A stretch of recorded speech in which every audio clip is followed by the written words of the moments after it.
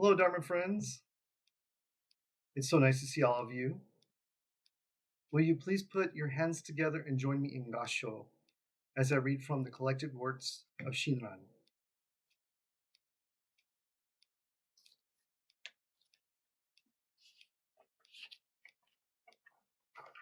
This is from a letter that Shinran wrote to one of his followers.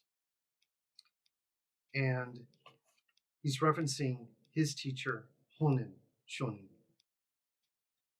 I recall hearing the late Master Honen say, persons of the Pure Land tradition attain birth in the Pure Land by becoming their foolish selves.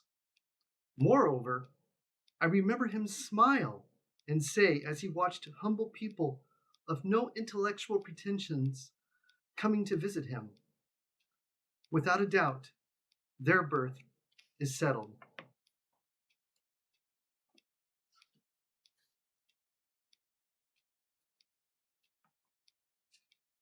Namo Amida Butsu, Namo Amida Butsu, Namo Amida Butsu, Namo Amida Butsu, Namo Amida Butsu, Namo Amida Butsu, Namo. I'm so happy all of you are able to join me today. Thank you for watching this video and the other ones put together by Lin Sugiyama Sensei and Michael Tang Sensei. It's nice to be able to connect with you. So that passage I just read, it references people being their foolish selves. So what does it mean to become your foolish self? Well, in Buddhism, and particularly in Jodo Shinshu tradition, which is our tradition, it essentially means that we're incapable of doing anything in this life to become enlightened. We cannot become Buddhas in this life. So that's why we recite the Nembutsu, which is saying the Buddha's name, Namo Amida Butsu. And we do this out of a sense of gratitude because Amida Buddha has made it possible for us to become Buddhists when our current lives end. So I'm sure all of you are concerned about life right now. And while we stay at home and do our best to social distance from others, there are always going to be times where we need to go out into the world. You know, whether you're going to the grocery store or you have to put gas in your car, or maybe some of you still have to go to work. So there's times we do need to go out. And that's no different for my family. You know, we go to the grocery store too, and occasionally we'll take drives around just to see what's going on. But most of the time when we do go out, though, it's because we need to pick up something. So last weekend, we went to our favorite Target store. We had to make a Target run, and we went there to pick up a few items for the household. And the thing that I noticed when we went in right away was that almost everyone was wearing a mask, and we had ours on as too. But as we walked into the store itself, the other thing that struck me was how quiet it was. It was almost like we were at somebody's funeral. No one was speaking. It was absolutely still. There's probably about maybe 50 to 100 people in the store all spread out, but it was so very quiet. And I thought it was very much like we were at a funeral. So we went about our shopping. We got the items we needed to get. And as we started to push our cart towards the checkout lines, all of a sudden we hear this woman go, "Hey, so good to see you. Come over here. I'll help you." And frankly, it caught us totally off guard because, oh my gosh, it had been so quiet. And now someone's practically shouting at us and welcoming us to come to her lane. So she was one of the cashiers. And so we turned our cart to go into her line.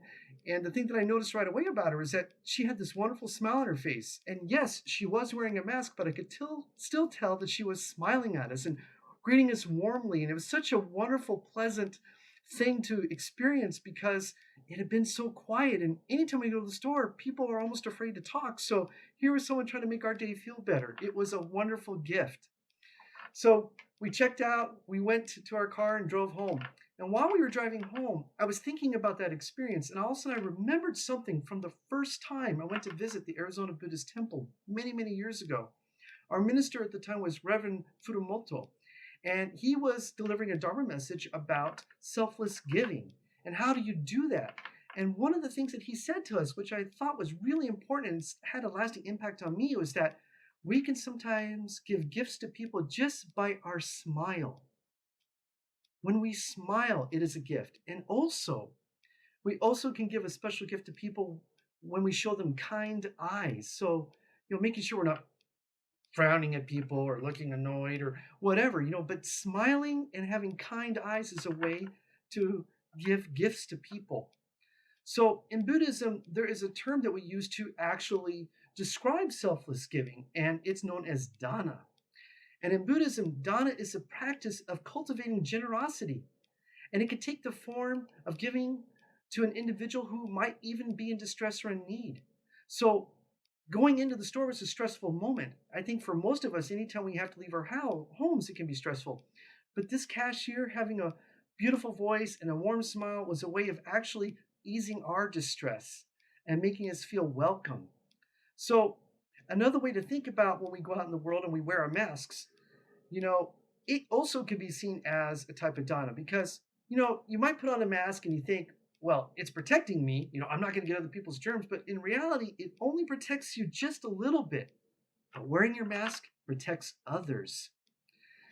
I put on a mask every time I go outside because I don't know if I have the virus or not. I could be one of the asymptomatic people. And the only way that I can protect others and my community is always to wear a mask when I go outside. So I'd like to circle back to the passage I shared at the beginning.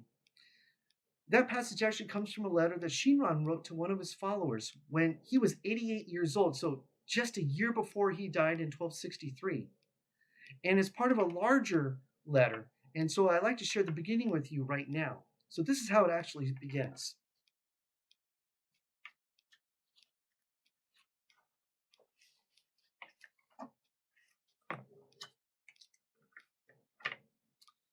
It is saddening that so many people, both young and old, men and women, have died this year and the last. But the Buddha taught the truth of life's impermanence for us fully. So you must not be distressed by it.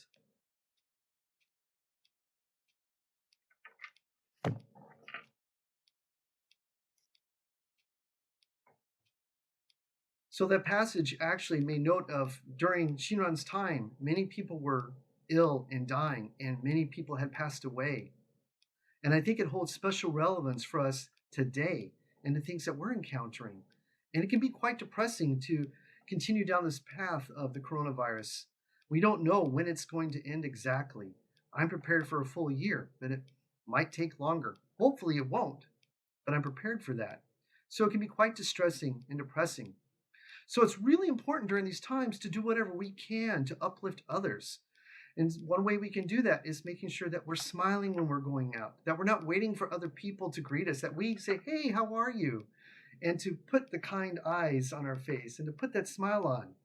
So you might be wondering, oh, how do I do that with the mask? Well, I like to demonstrate if I can. So I'm going to put on my mask here. This is the one I put out when I go outside. Okay, so follow along with me. Not smiling. Smiling. Not smiling. Smiling. You can see that when I smile, I get these little smile lines on the sides of my eyes and my ears go up. And you can actually tell I'm smiling. So remember to do this when you go outside.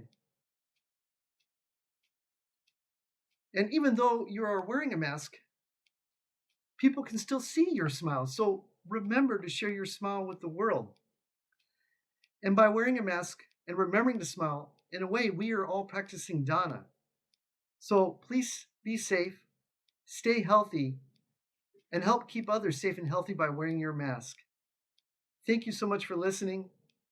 I hope to see you all soon. And would you please put your hands together one more time, join me in Gasho, and recite the Buddha's name. Namo Amida Butsu. Namo Amida Butsu. Namo Amida Butsu. Namanda Butsu. Namanda Butsu. Namanda Butsu. Namanda Butsu. Namanda Butsu.